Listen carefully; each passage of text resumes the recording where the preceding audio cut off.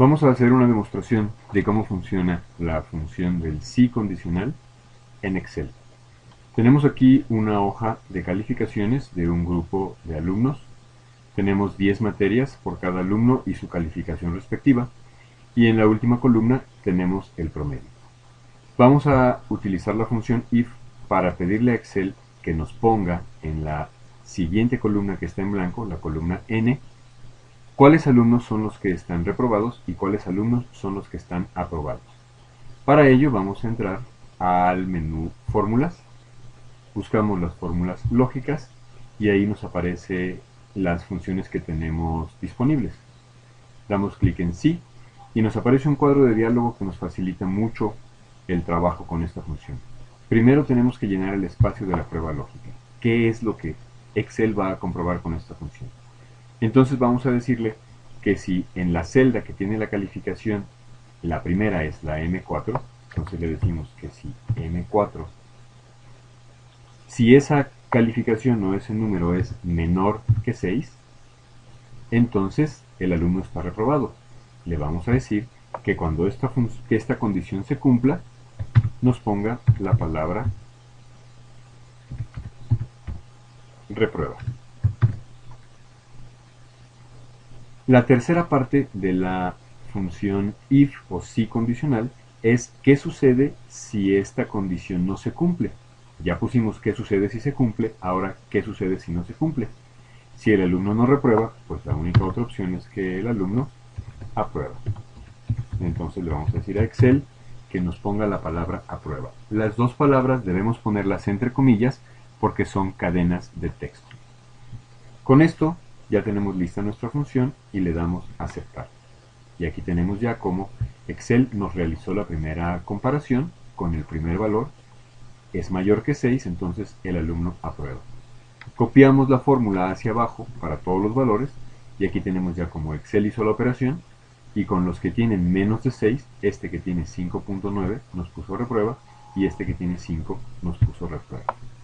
Ese es uno de los usos de la función del si condicional. Vamos a hacer ahora otra un poco más compleja. Vamos a utilizar distintas condiciones dentro de la misma función. Aquí tenemos una tabla con 3 criterios. Si el promedio es menor que 6, el alumno reprueba. Si el promedio está entre 6 y 8.9, el alumno presenta examen ordinario. Si el promedio está entre 9 y 10, el alumno exento. Vamos a decirle a Excel que nos ponga esa palabra según lo que corresponda a la calificación del alumno. Nos vamos entonces a la primera celda donde tenemos la fórmula original y vamos a hacer la edición en nuestra fórmula. Y entonces aquí tenemos la primera parte. La primera parte va a ser igual. Si la calificación es menor que 6, que nos ponga entonces la palabra reprueba. Pero aquí es donde viene ya el cambio. Vamos a poner una segunda condición dentro de la misma función. Si, y abrimos otro paréntesis, si la misma calificación, o sea, M4, es menor que 9, porque ese es el segundo criterio, entonces Excel nos debe de poner que el alumno va a presentar el examen ordinario. Obviamente esto lo tenemos que poner también entre comillas porque es una cadena de caracteres.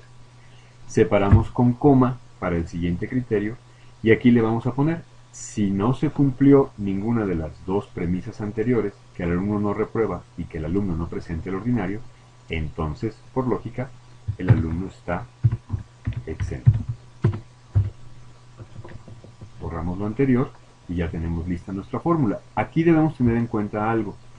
Abrimos dos paréntesis, el primer sí y el segundo sí. Debemos cerrar dos paréntesis. Aquí tenemos uno cerrado, cerramos el segundo y le damos enter. Y entonces aquí ya tenemos cómo cambia el resultado de lo que nos muestra la función. El alumno su calificación está entre 6 y 9, por lo tanto presenta ordinario.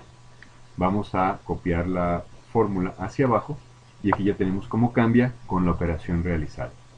El alumno que tiene calificación mayor que 9, como 9.1, 9.3 y 9.2, está exento.